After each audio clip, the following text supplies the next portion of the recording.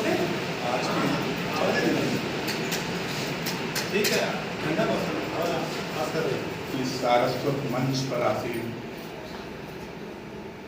कादीपुर जैसी साहित्यिक उर्वरा की भूमि से उपजे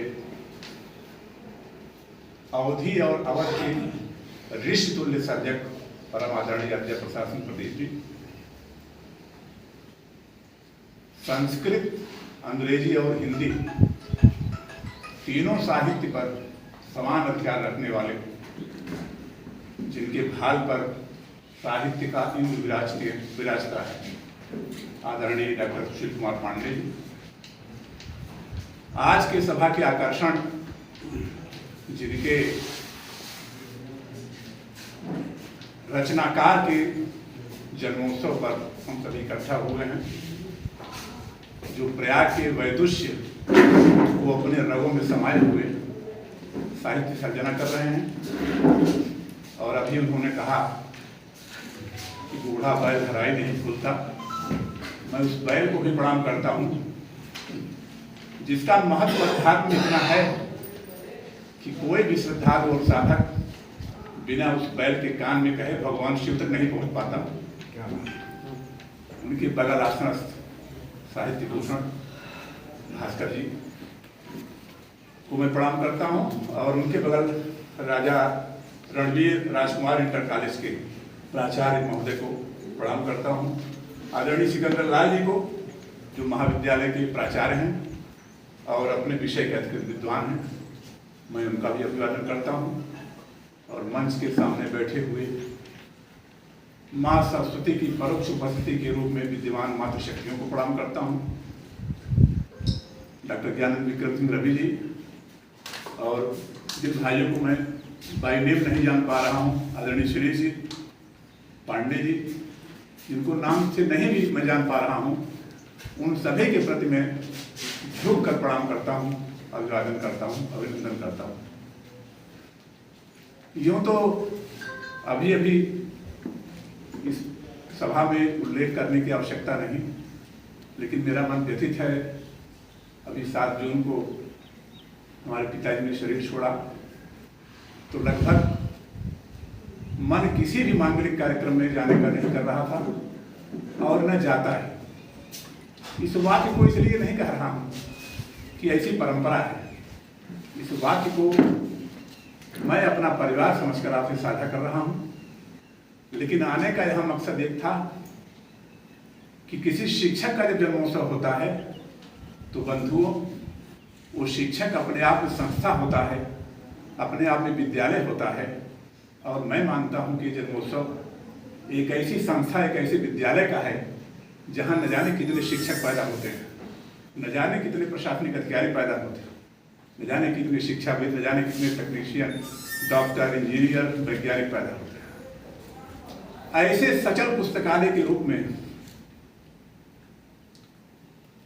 ख्याति प्राप्त संस्थान के जन्मोत्सव पर मैं इसलिए भी दौड़ा चला आया कि जब भी किसी विद्यालय में जाता हूं, अध्यापक वृंद को देखता हूं, सिर अपने आप नतमस्तक हो जाता है, और उन्हीं कुर्सियों में मैं खोजता हूं कि शायद किसी न किसी कुर्सी पर मेरे पिताजी विराजमान होंगे। मैं बचपन से ही हमेशा अध्यापकों के बीच में पला बढ़ा, अध्यापक के घर पैदा हुआ, अध्यापकों के बीच पूरा जीवन गुजरा। परिस्थितियां ऐसी थी कि इंटर कॉलेज से लेकर के विश्वविद्यालय तक हमेशा अवसर मिलता रहा अध्यापकों के साथ रहने का, और उन अध्यापकों को जीने का जो मात्र अध्यापक नहीं थे, युग पुरुष थे। अध्यापक सेवानिवृत्त होता है, ऐसा कागज में लिखा जाता है, लेकिन मैं मानता हूं अध्यापक दायित्व निवृत्त होता है। अध्यापक भारत के भविष्य को अपनी तुलिका से आजीवन संवारता है। मैंने उन अध्यापकों का दौर देखा है जब वो अध्यापक अपने मेधावी विद्यार्थियों को देख करके उनकी आंखों में चमक आ जाती थी। लगता था कि जैसे अपना खुद का पुत्र उन्होंने पा लिया हो, अपने खुद के पुत्र का आलिंगन कर रहे हो। तो ऐसे अध्यापकों के युग से चलते हुए आज उसी युग के मनीषियों का जब मैं साक्षात्कार करता हूँ, इनका सानिध्य पाता हूँ, इनका स्नेह पाता हूँ, तो मुझे ढेर सारा संबंध, ढेर सारा आत्मबल मिलता है। शायद परोक्ष रूप से पिता कह रहे हों कि इन अध्यापकों का साथ कभी मत छोड़ना। ये अध्यापक ही तुम्हें हर मुश्किल से, हर कंठीले पथ से रास्ता दिखाते हुए उस मंजिल तक ले जाएंगे जिस निमित्त मैंने तुमको पाला पोसा और संभाला था। मैं आदरणीय प्रदीप जी के जन्मोत्सव पर नहीं आ पाया, इसका मुझे हृदय से खेद था। आदरणीय प्रदीप जी से जब मैं मिला तो मुझे पहली बार हिंदुस्तानी एकेडमी में एक ऐसे भौतिक शरीर में एक ऐसा ऋषि दिखाई दिया जिसके अंदर अहेतुक स्नेह है, बिना किसी हेतु के। आप व्यक्तिगत रूप से कोई उनकी आलोचना करे, प्रशंसा करे या किसी भी प्रकार का कोई टिप्पणी करे, वो समभाव में रहते हैं। और शायद मैं जो समझता हूँ बहुत ज़्यादा ज्ञान नहीं, लेकिन ऋषि की यही पसंद है। उनके जन्मोत्सव में न आने का कारण ये नहीं था। उनके जन्मोत्सव में मेरी प्रबल इच्छा थी कि मैं चलूँगा और उस विद्यालय में एक बार फिर मैं अपने पिता को महसूस करूँगा, लेकिन ढेर सारे ऐसे कारण थे कि उपस्थित ना हो सका। उपस्थित ना होने का प्रमाण दे करके मैं उनके द्वारा पाए हुए वात्सल्य, उनके द्वारा पाए हुए स्नेह को रेखांकित नहीं करूँगा।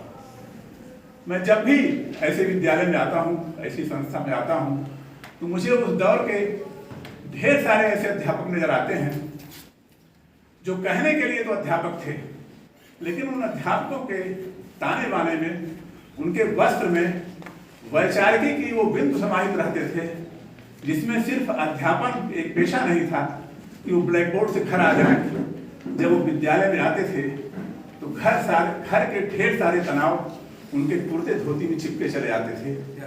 कहीं बेटी की ब्याह की चिंता, कहीं बेटे की पढ़ाई की चिंता, कहीं बेरोजगार भाई के जीविकोपार्जन की चिंता, कहीं प्राचार्य और अध्यापकों को दिए गए दायित्व की चिंता, ढेर सारे चिंता समेटे। जब विद्यालय में 10 बजे प्रवेश करते थे तो अपने विद्यार्थियों को पा करके उन सारे चिंताओं से तिरोहित होते हुए एक ऐसे स्वस्थ माहौल में आह्लाद से ठहाके लगाते थे मानो उन्हें संगम जैसा दृश्य मिल गया हो। और उसी बीच वो अपने तनाव को भुला कर अपना सर्वश्रेष्ठ विद्यार्थियों को देते थे। और जब शाम को घर जाते थे तब भी उस विद्यालय को घर लिए चले जाते थे, घर विद्यालय को लिए चले जाते थे। विद्यालय के पूरे माहौल को, विद्यालय के हर विद्यार्थी को घर जाने के बाद भी उनके दिमाग में चलता था कि अमुक विद्यार्थी की फीस नहीं जमा हुई, अगले महीने उसका नाम न कट जाए। मेरा वेतन कम है, इसी वेतन में से उसकी फीस जमा करके अगर नाम मैं नहीं कटने दूंगा तो शायद मेरे लिए किसी डिलीट को पास से कम नहीं होगा। तो ऐसे विद्यालय के अध्यापकों के बीच जब जाता हूँ और जो पिताजी के कहे हुए शब्द याद आते हैं तो मैं बहुत ही भावुक हो जाता हूँ। और ईमानदारी से कहूँ कि दूरी मेरे लिए माने नहीं रखती। और ये सानिध्य, इस सानिध्य के लिए मैं अगर सैकड़ों किलोमीटर दूर यात्रा करनी पड़े, किसी भी सूरत में रहूं, किसी हाल में रहूं, मैं जा करके जरूर चरण स्पर्श करना चाहूँगा। आज उसी मद में यहाँ तक खींचा चला आया, ढेर सारी वेदनाओं के बाद, ढेर सारे कष्टों के बाद, क्योंकि पिता सिर्फ पिता नहीं, ऐसे युग थे जिन्होंने मुझे सिर्फ जन्म नहीं दिया, बड़ा नहीं किया, वरन ऐसे लोगों से उन्होंने जोड़ा, ऐसी परवरिश की, ऐसा माहौल दिया कि अगर 4 शब्द कहने लायक मैं बन सका तो सिर्फ पिता की वजह से बन सका। और उन सभी पिताओं को एक साथ बैठे मंच पर देख रहा हूँ तो ढेर सारा तनाव भूल करके मैं उस बागेश्वरी से मन ही मन ये अनुरोध करता हूँ कि आदरणीय जटायु जी को शताय करें माँ बागेश्वरी। हालांकि रचनाकार वो आयु के परे होता है और इसलिए आयु के परे होता है कि हमारे कवि मित्र लिखते हैं, लिखा किया रह जाएगा, रहता नहीं शरीर, इसीलिए मरते नहीं तुलसी सूर कबीर। मैं थोड़ा विषयांतर हो गया, विषय था सामाजिक समरसता में साहित्य की भूमिका। इस पर आदरणीय जटायु ने बहुत ही सारगर्भित व्याख्यान दिया। हमारे जो आज के मुख्य वक्ता थे उन्होंने भी अपनी बात रखी। इस पर ढेर सारा नहीं कुछ कहूँगा। आदरणीय जटायु जी ने पूरी की पूरी परिभाषा को ही खोल के रख दिया कि समरसता क्या है, समानता क्या है और समरसता में साहित्य की भूमिका क्या है। तो इन सब चीज़ों के बारे में बहुत ज़्यादा विस्तार से न जा करके, वैसे पांडे जी का अनुरोध था मैं इस विषय पर जरूर बोलता, बोलने का मन नहीं है, ईमानदारी से मस्तिष्क गवाही नहीं दे रहा है। आपका आदेश था, मैं दौड़ा आया, पिता की स्मृति को नमन किया, आप सभी को प्रणाम किया। इस जन्मोत्सव पर, इस रचनाकार के जन्मोत्सव पर मैं अपनी सौभाग्यता दर्ज कराया और यहाँ से आप सभी को लेकर के फिर अपने घर लौटूंगा। बहुत बहुत आभार।